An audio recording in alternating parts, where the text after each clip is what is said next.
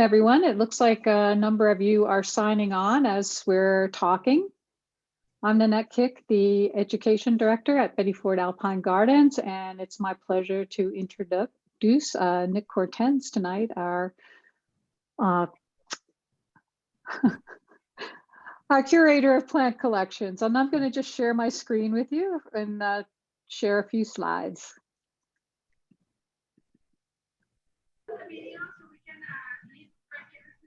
All right.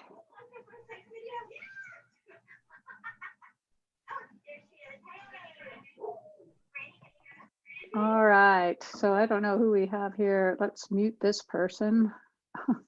Okay, there we go. So Nick is our curator of plant collections, as I said, and he's going to be speaking tonight on creating the latest of our Alpines of the World gardens, the Caucasus Garden. And we would like to thank a local family foundation as well as the town of Vail for helping sponsor our webinar series. And if you enjoyed this presentation tonight, we have coming up 3 more webinars this winter associated with the National Endowment of the Arts Big Read program, a One Book, One Read program that's going on in our valley. We're all reading Lab Girl this winter, including the book club in our gardens. Right, starting next week, we have Dr. Steve Ruskin, a Colorado historian, who will be speaking about the amazing Alice Eastwood. If you do not know who Alice Eastwood is, you absolutely need to sign on. Alice was a fantastic botanist in the state of Colorado. She moved to California and was personally responsible for saving these type specimens for the state of California in the 1900 San Francisco earthquake. A fantastic person. After that, we will have Emily Griffel, who is our own conservation scientist. Emily will be talking about some of the conservation work we do at the gardens, saving 1 alpine seed at a time. And then in March, we will have Dr. Chris Ray back again. Chris came and talked to us. She's a pica expert, and she will be talking about adventures in the life of a field ecologist. So all of those talks should be pretty fun. They'll be at 6 to 7, just like our talk with Nick. This summer, the garden's annual theme will be Plants Are an Answer. Plants are a fantastic conserver of carbon emissions, and so part of Project Drawdown, saving the planet through drawing down the carbon emissions, a number of those solutions are based on plants, and we will be concentrating on that with an indoor and outdoor exhibit. And now I will introduce you to Nick, again, our curator of plant collections. Nick started working at the gardens in 2010, but he was an intern then and he just couldn't leave. He grew up on an organic farm in New York, and I think some of his relatives are probably watching this talk tonight. He attended the Longwood Gardens horticultural program, and we are more than pleased to work with Nick. So Nick, I'm going to turn it over to you. I did want to say one thing. If any of you have any questions you'd like to ask Nick, if you notice at the bottom of your screen, there's a little Q&A section. And if you just type in your questions, I will be looking at them during the webinar, and I will pass them on to Nick after his talk is over. So I will turn it over to Nick. Thanks, Nick. Yeah, thank you, Nanette. Looking forward to all these upcoming talks as well, and hope you enjoyed tonight's talk. And welcome, everyone. Really excited to see so many of you, not really, but virtually at least, from all around the country. Tonight should be a fun little presentation about what we did this past summer. Let me share the screen here and we'll get going on the Caucasus Garden. So we, first of all, want to say thank you for the donors who made this possible for this past summer. Without this, we wouldn't have created a new garden that was so different and so cool for us and really expanding our collections of plants. So I'll begin with the intro to this. This is Colin and I and Kenton working together as a team, creating one of the sections of the new Caucasus Garden. So many of you might not understand or know what a crevice garden is, but it's essentially taking what the mountains already create from natural strata and from geology, causing rocks to form linear lines. And within that, plants tend to grow better, especially ones that are adapted to high alpine conditions. So on the left here, this is one at Wisley, which is a very famous one, one of the better ones I've ever seen in my life, at Wisley in England. It was created by Zdeněk Zolvenek, who is a Czech rock gardener. And a lot of the crevice garden ideas for gardening came from the Czech gardeners. And then was passed on, and then it kept on evolving for many years down the road. On the right here is one that Kent and Seth created down in Denver at the Apex Pickleball Center of all places. This one is really special because it's unirrigated. All the plants that he's selected require little to no irrigation and just natural rainfall. And you can see the different styles of rock and how he's laid it out.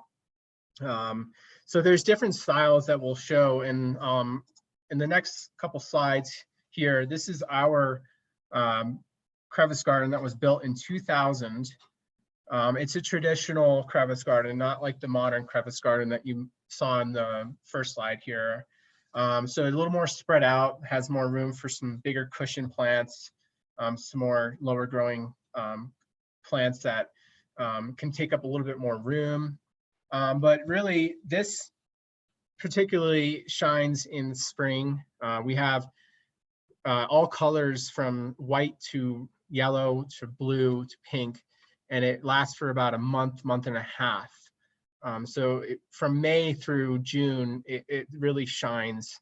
And the rock really makes an accent to these plants. It gives it some depth.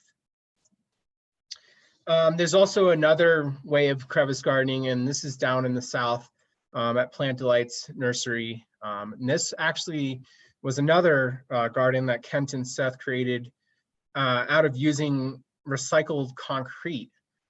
So sometimes rock is hard to come by and can be difficult to source and expensive as well. But as we all know, when buildings get demolished or roads or whatnot get demolished, sidewalks, recycled or concrete just goes to a landfill. So in this case, the concrete was used as rock to create these crevices, which is a really fantastic idea for building a crevice garden.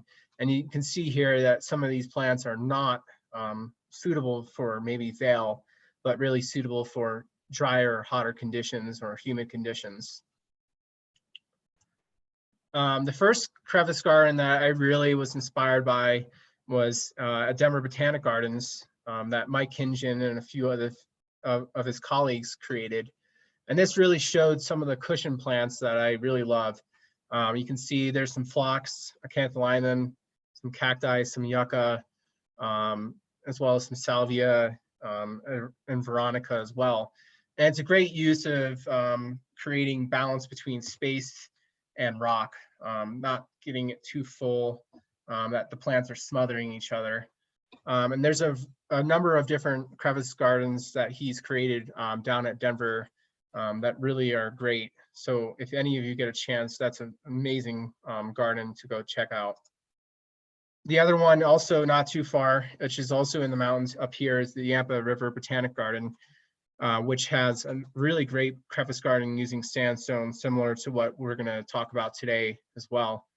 I love the diversity of the different plants they've used, the different sizes of rocks, the intricate pathways, And so that was kind of inspiration for what we created this summer. And then of course, nature always wins. You can never ever get it better than nature. When you're out in the mountains, that's where you really find the best crevice gardens.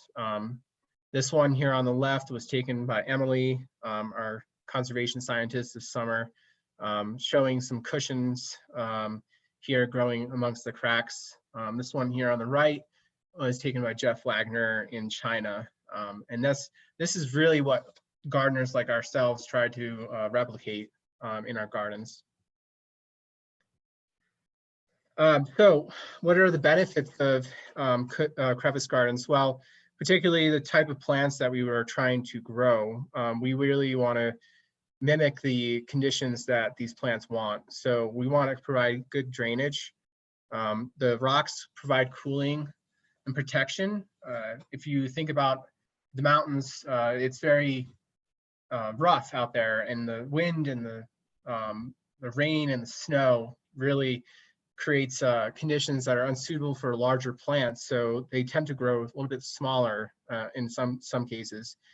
And so these rocks really provide an anchor for these particular species, such as Draba, Gentian, Andrasacea, Saxifrage, Acanthalimum, Campanula, and Silene, which I'll show some examples here soon.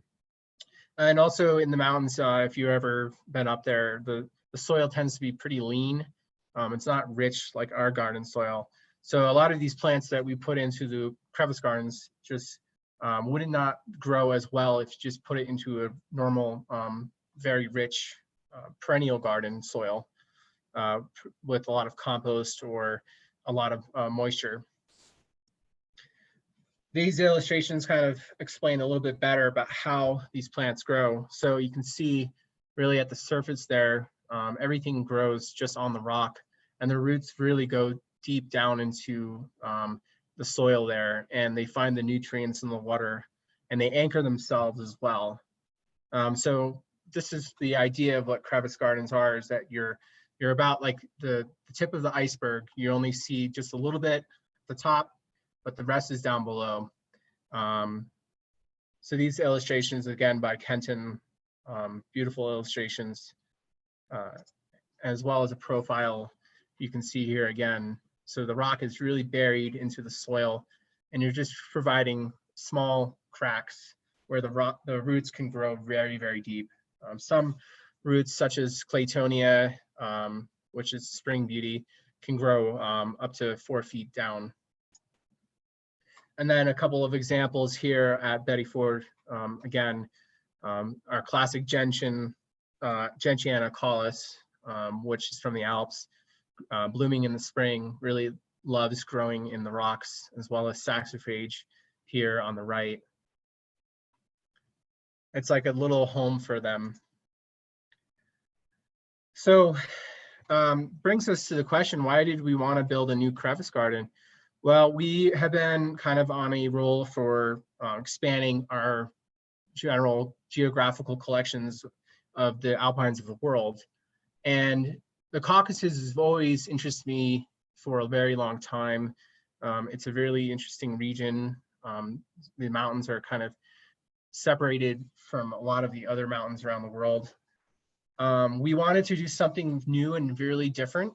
So we wanted to create something with a little bit of height and vertical appeal with some new intricate paths.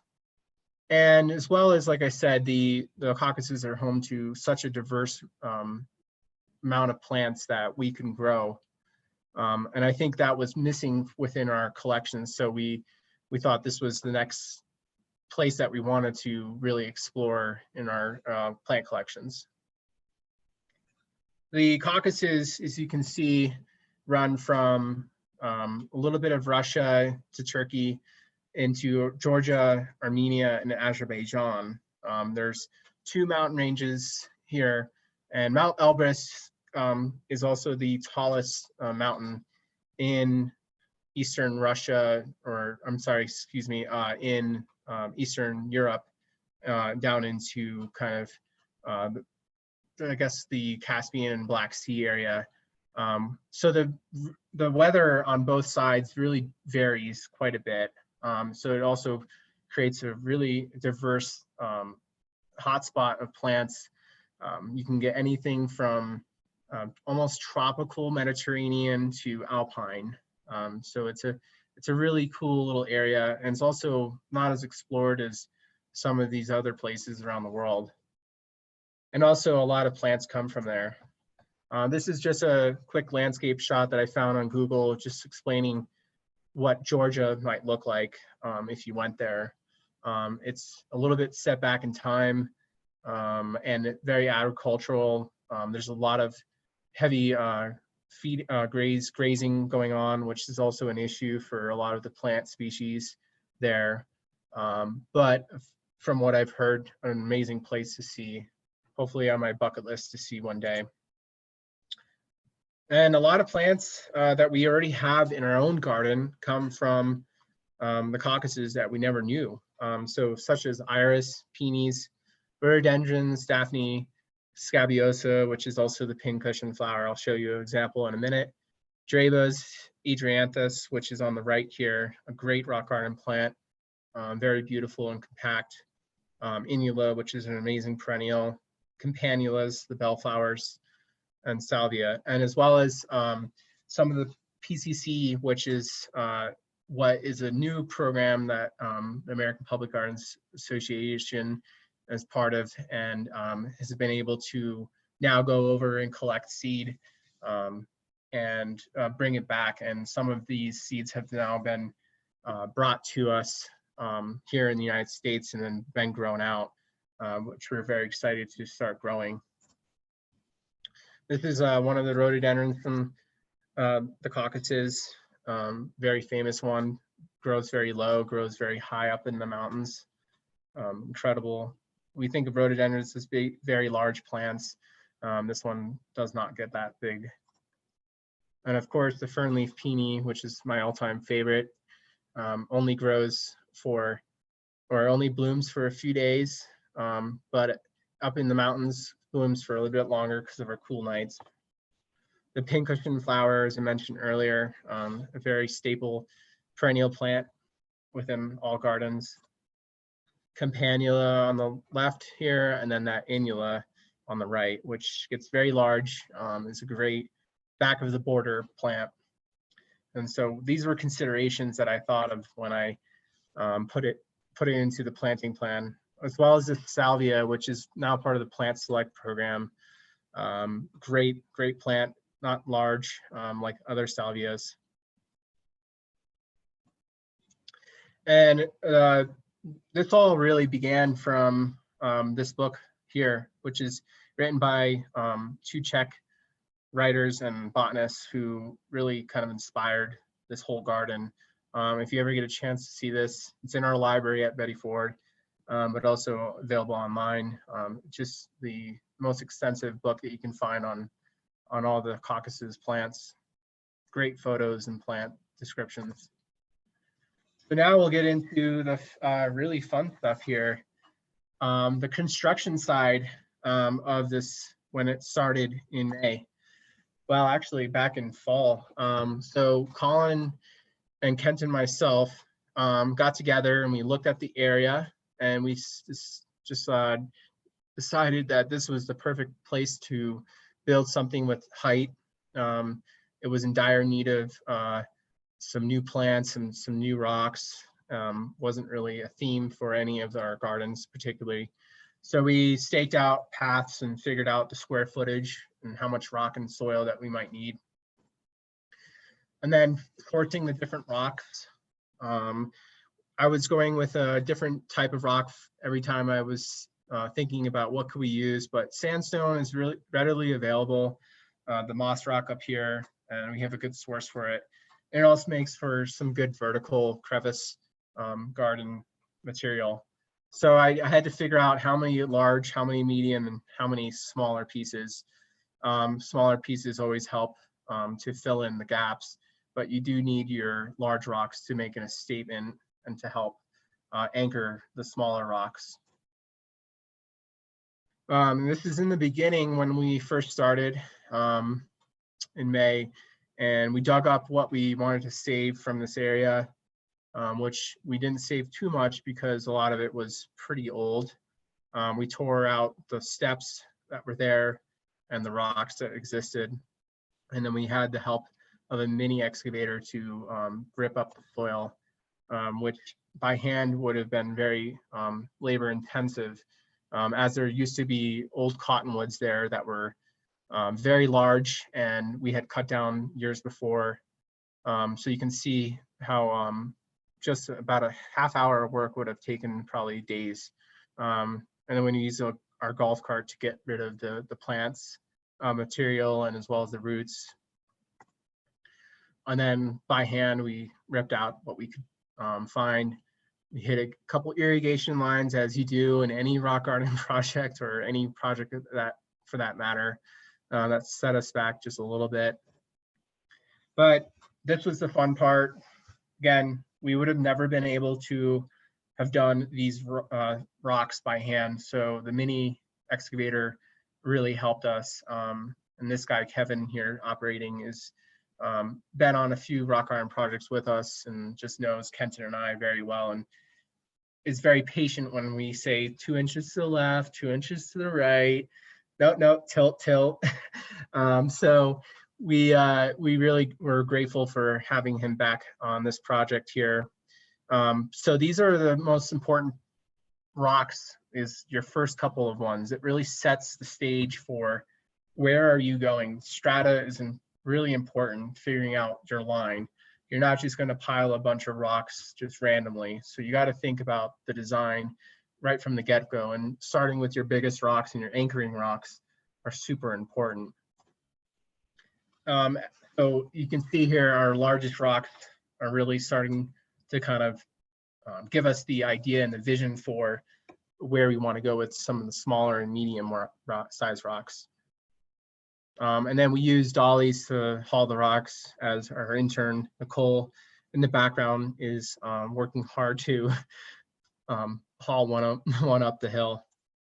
Luckily, we were able to get all of these larger rocks and use gravity to roll them down as well, which is very important. Always use gravity as your friend. And then a great idea that Kenton and I came up with was to create steps out of the rocks themselves rather than use flagstone or something different.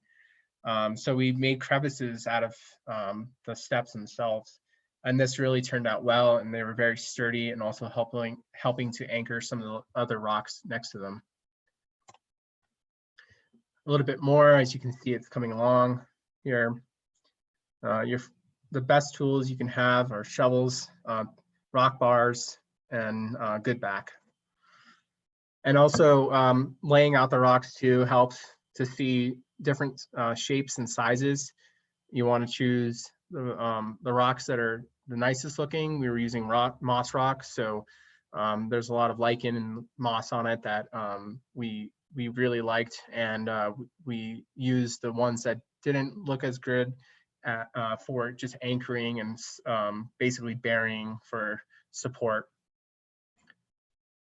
We had a couple of really great volunteers helping us with this project. A few people were really bored during quarantine during this whole time. And so they chose to come out and learn a little bit about rock gardening. You can see a little bit more here as it's really starting to take shape. And then backfilling, we used about 10 cubic yards of soil, I'd imagine. The soil mix was primarily composed of about a third pea gravel, small chip gravel, some local native soil, as well as some sand to help with drainage. And then watering it in to let it settle was really key. Every day we would come back and we would add more soil on top to help really stuff those cracks, because after 1 year, the soil really settles quickly, and the plants, if you plant them right away, may disappear between the crevices. And here's a quick little GoPro footage of and a time lapse of the whole construction, which was really fun to do. I've never done this before, and it turned out pretty cool to see all the work within a few days pan out. We had to build steps up. It's a small area, so again, we had to find the right machine to get in there, not cause damage to the path. Little by little, placing the big rocks here, bringing the soil up as we're working as well. And then it rained, which made it a little bit difficult for driving on and compaction. And then you can see here on the right, Kenton starting the steps, which was really critical. We all had kind of our own assigned areas, or we just would take breaks and take over one area, and everyone would have a different idea. It was really a great fluid team to work with. We all had a lot of fun discussing the idea of what we were envisioning, but for the most part, everyone was on the same page. This whole project was about 15 tons of sandstone that we ran out of. And I had to go back to the stone yard and do a last minute run while I still had the help and labor. So there's never enough rock when you're in a rock garden project, I'll say that. But we also want to leave open areas where we can put some shrubs and larger perennials in. We didn't want to just create a lot of rock, so that would be overwhelmed by rock.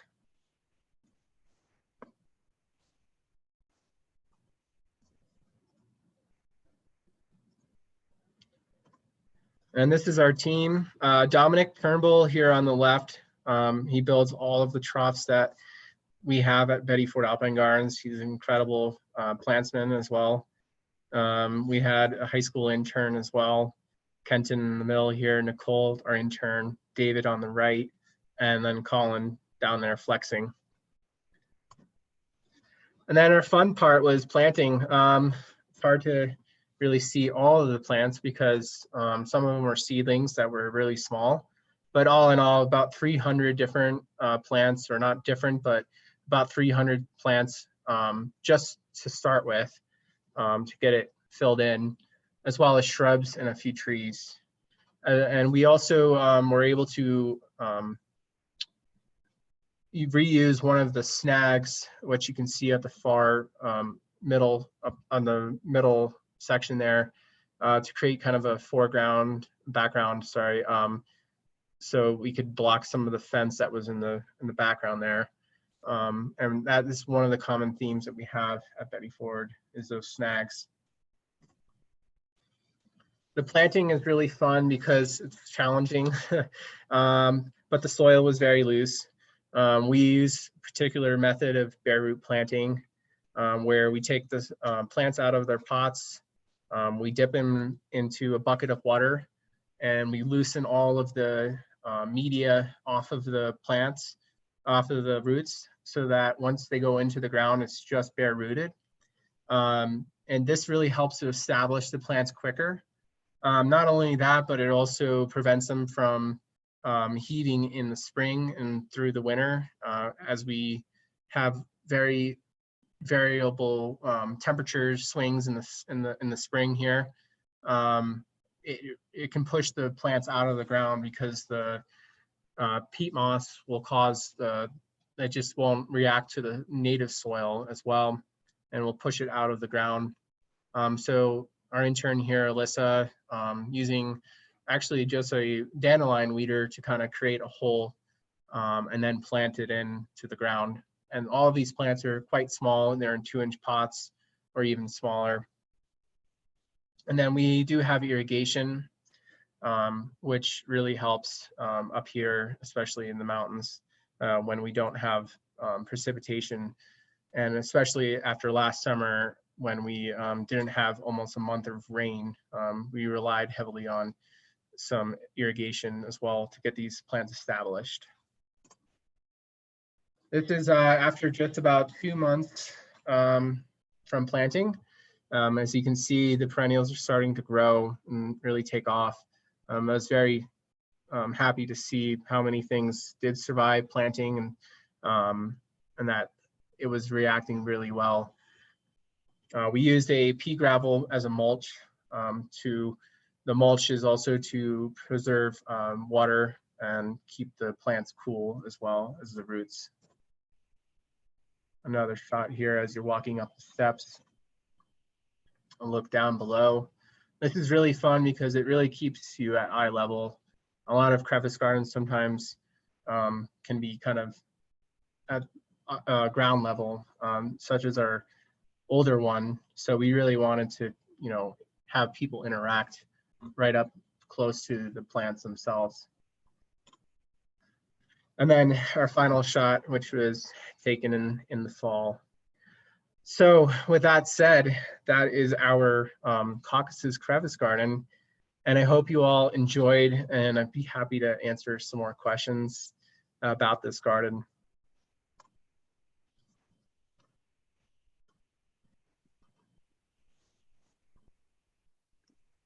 Hey there, Nick.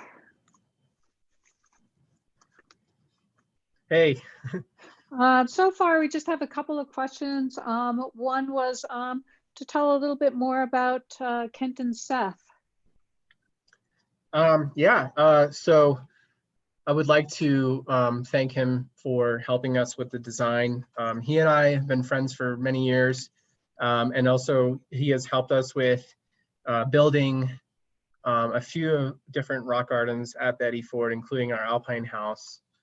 He's a master rock gardener, plant person, expert, and he lives down in Grand Junction or Fruta, not too far away from here. And he also designs and builds custom rock gardens all around Colorado in the West.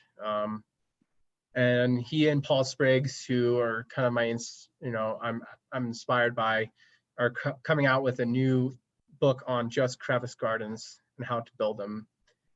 So look for that next year, I hope. Okay, well, I also had a question about from Jay, who said, do you wash the roots off of all your potted plants? Because he was wondering if there were any exceptions, because he thinks that might be why he's killing Silene acaulis. Yeah, it does depend. Silene, from what I've experienced, is a bit fragile. Their roots are not as thick. So sometimes, depending on how many, if it's root bound in the pot, that might cause more damage by trying to wash it off or by cutting it. So I've had the same experience, Jay. Silene is very picky. I tend to leave them right into their soil, but try not to let them get too root bound in their pot before. Okay, and then Michelle would like to know what type of soil mixture is best to use between the rocks. Yeah, so again, using the native soil that we just have up here, trying to find a good source for any soil depending on where you live, and then using some sort of drainage like perlite even, or shale, expanded shale really helps. Some sort of grit to kind of break up and allow oxygen and water to pass freely through to a lower layer. You typically want about, I would say, 2 feet of soil before you hit the subsoil for most of these plants. It really helps get their roots deep and anchored. And then using sand as well does help. And then Diane would like to know what PCC is. Oh, great question. Failed to mention that. So the Plant Collections Consortium, which is comprised of a few different botanic gardens, has recently signed an agreements with a few different countries, including Tajikistan, Uzbekistan, Kazakhstan.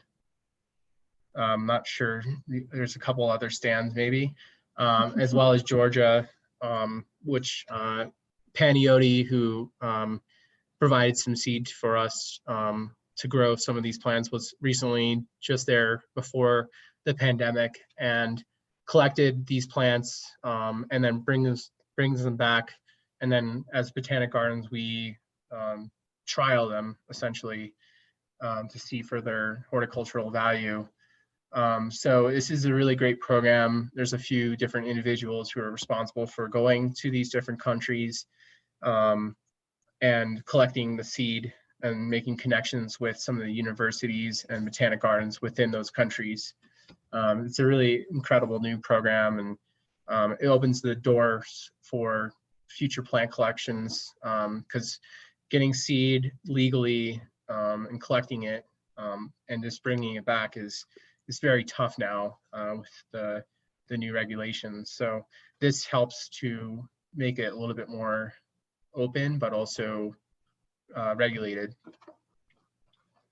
Okay, and then Tasha asks, did you put spacers between the rocks? No, we use the soil as spacer. And as we're packing each individual rock down, we're using whatever tool we have, at that moment to kind of really compact the soil down because it will eventually settle even more with the soil mix that we used. So we're putting the soil down, then we're digging a hole where we can at least submerge the rock about halfway down. So you think about the rock and you think you're only using about half of the rock. The rock that you're looking, or the side that you're looking at, is gonna, which side is the prettiest, which way is it angled, and then the lower section is always usually your heaviest. So if you have an irregular rock, you want to use the heaviest section for your anchor. So each rock is basically helping the other rock support itself so it doesn't move enough so that you can even walk on it. So I think to go back to your PCC talk, Tom was just asking where we got the plants, and if you started them from seed, how did you start the seeds? Well, we did get some of the plant material from Denver Botanic Gardens. We signed a materials trade agreement with them. So they were generous to share it with us. So this is our first year growing them out. But, if you look around, a lot of plants already come from the Caucasus. It's just getting wild collected material. And so really keeping the germplasm of Caucasus plants in our garden, getting it bigger and bigger every year helps to preserve the species that may or may not be grazed down one day or wild collected to extinction. So yeah, most of it comes legal. Well, all of it comes legally, of course, from different sources. But there's a lot of nurseries who already grow that. Reitman Alpines grow a lot of these rock garden alpines from the Caucasus, Edelweiss perennials. There's a few in Colorado. Unfortunately, they are disappearing more rapidly. So really, we want to just kind of expand people's knowledge that there's so many amazing plants from this region of the world that should deserve to be a place in everyone's garden. And then I guess people are asking about our starting seed. Do we start them from pots, and and then also what your top dressing went out in the garden? So maybe you can describe that a little bit, Nick. Yeah, absolutely. Yeah, we start the seed typically in late fall. In winter, we use a normal potting mix, and then we use some sort of top dressing of either gravel, or sorry, pea gravel or sand, as well as perlite to provide some protection. And then we stick them outside in cold frames, and we wait till spring as they germinate, and then protect them from freezing temperatures in the spring, and then bring them inside, and then get them bigger, and then upsize them as they get bigger.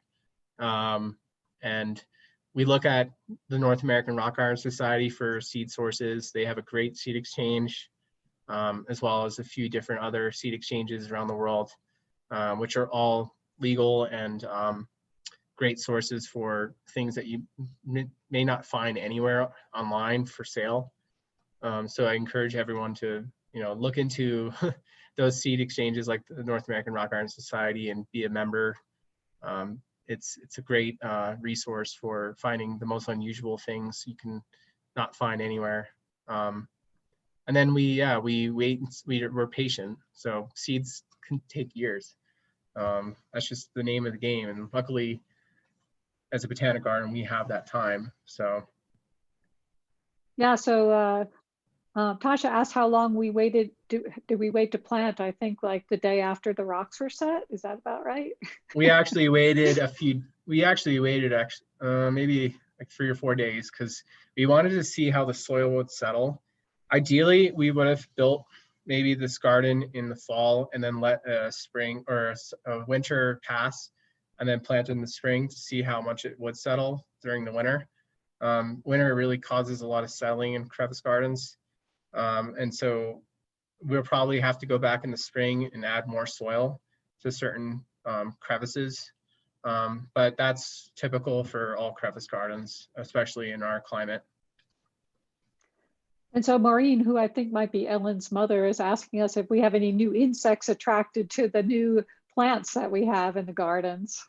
Well, anytime you have flowering plants, I think insects will be happy. So, the more diversity in a garden, the better.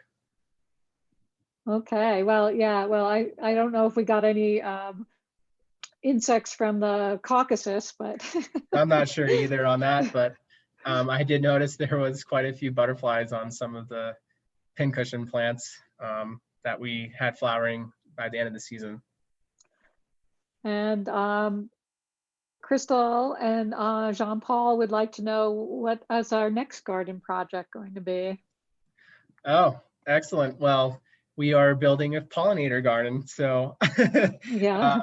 yeah, we're just doing the design now and just ordered all the plants for that.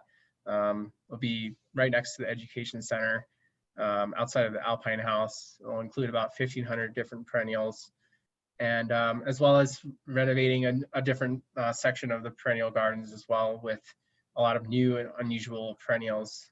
So this year is really a big focus on perennials and bigger plants. Last year was a big focus on rock garden plants. So it's fun. Every year is different. Yeah, and so Diane says she hates to be the one person asking what the species is, but she wants to know what the scabiosa that you showed was. Scabiosa caucasica. So literally right. Caucasica, the Caucasians. And that's a very common plant to find in most nurseries. Well, not all nurseries, but in plant catalogs, as well as starting from seed. It's very easy. It gets to about 18 inches to 2 feet tall and blooms throughout the summer. It's an incredible perennial. It's a staple for all gardens. And then Anne wants to know if these plants come and seeds come from similar elevations and environment to Vail and the Rocky Mountains. Yeah, for the most part, I would say I haven't visited the Caucasus, so I can't speak for sure on that. But it's similar in climate and we've had great success with a lot of the Caucasus plants already. We have a lot in our collection to begin with that are in the original crevice garden up top that we're dividing and using for our new Caucasus collection. So I would say yes, maybe a little bit warmer if you go further down. The elevation change is a lot different in the Caucasus. They're a lot lower for an alpine situation where we're at about 11,500 to 12,000. I think their alpine is a bit lower than that. Yeah, and then Tessie wants to know if you have any other books or resources, and also if that Caucasus rhododendron tolerates our soil here. Yet to try the rhododendron from the Caucasus. I would love to. We are trialing a few different rhododendrons that we source from the rhododendron species botanic garden, which is a great resource. They have an awesome catalog. You have to order early. Everything goes quickly, but it's the only place that I can think of that really sells species rhododendrons, not just cultivars.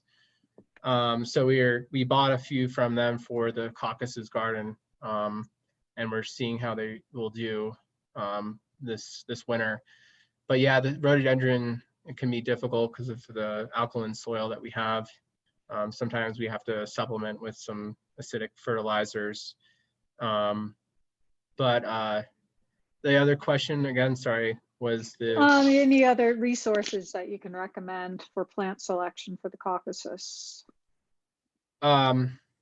Yeah, so Digging Dog Nursery of California has some pretty cool Caucasus plants.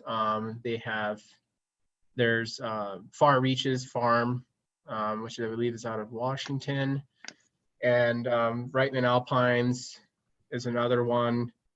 And then anything, if you see in a catalog that says Caucasica or Caucasicum, probably a good chance that it came from the Caucasus. So keep your eye out on that. If there's more, I will provide some resources after this talk that I can put up online. But again, checking like seed exchanges and then researching the plants. But the book that I mentioned earlier, The Caucasus and Its Flowers by Vocek, is incredible, and it's the Bible for what we created this garden over. And Nicola, our executive director, wants to make sure that people understand that we never collect plants, that all of our wild collected germplasm comes in the form of seed. Yes, correct. Yeah, all of our stuff is, all of our plants are started from seed. And John Peters said he went on a PCC expedition to Georgia, and he has a list of plants, which is on the Q&A, so we can and he's got a link, so we can provide that to people with any other resources that you have, Nick. Thank you. That's great. I can't wait to get there one day. Yeah, it'd be great, huh? And then I noticed a little bit further up that we had someone mentioning that the NARS conference this year is going to be in Durango, so they'd love maybe to have you talk there. So oh, great! Just to let you know. Yeah, love to be part of that, and it's a great day. It's very educational. There's also a study weekend coming up in February with a great lineup of speakers, including Kenton, who helped design and build this entire garden. So I think that's February 6th. I have to check again, but don't miss out on that. Be a member. It's only $50. So there's a lot of great resources for expanding your knowledge on rock gardening, and Betty Ford Alpine Gardens is a great place to visit in the summer. So I hope you all come out and see this new garden in the spring. We're gonna hopefully have about 1,000 different bulbs blooming, not different bulbs, but bulbs blooming within the Caucasus Garden in early spring as well.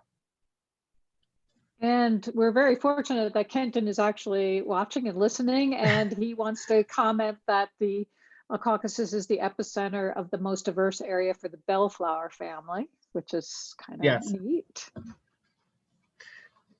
I love my And bellflower. yes, and there's another link to the upcoming NARG study day on February 6th from Mariel. So that we have some good information then on the NARGs thing. And not only that, but I'd mention just going to nargs.org too. There's a lot of resources on their website too. yeah, Melissa's asking for a list of the Caucasus plants. And I think maybe the best way to handle that might be for Nick to put something together that we can share after this webinar is over. Maybe we can post it on our website or something, a list of the or the Caucasus emails plants. yeah. And I think we've gotten to the bottom of the questions. Everybody's pretty, great. We got to send to see if we have anything else. Will this talk be available for viewing later? Yes, Tim. It is being recorded, and it'll take us a little while to get it up on our website, but we will have it on our website. So I think, and maybe an updated version later down the road with more colorful pictures of the Caucasus Garden in bloom. So we shall see next year. And I guess Corinne's asking, what type of flowering bulbs did you plant in the garden? We did a lot of galanthus. We did some corydalis. Oh boy, a lot of cyclamen as well, which is not a bulb, but it's a tuber. But it's going to be a sea of galanthus next year. Chianodoxa as well. I think that's it for now, but we just did it in bulk to make a big brand appeal for the first year. All right. Well, I appreciate, Nick, everything that you talked about tonight. I think everybody had a great time talking to you through the Q&A. And yeah, thank you. Yeah, all great questions. Yes, thank all of you. And yes, I will make sure that Nick puts up a list of plants, maybe some photos of some of the plants, and we'll put it on our website along with this webinar, and give us a little time to get that together. So thanks, everyone. Yeah, thank you, Nanette, and thank you everyone for attending tonight. Hope to see you again in the future. All right. Have a good night, everyone. Bye-bye.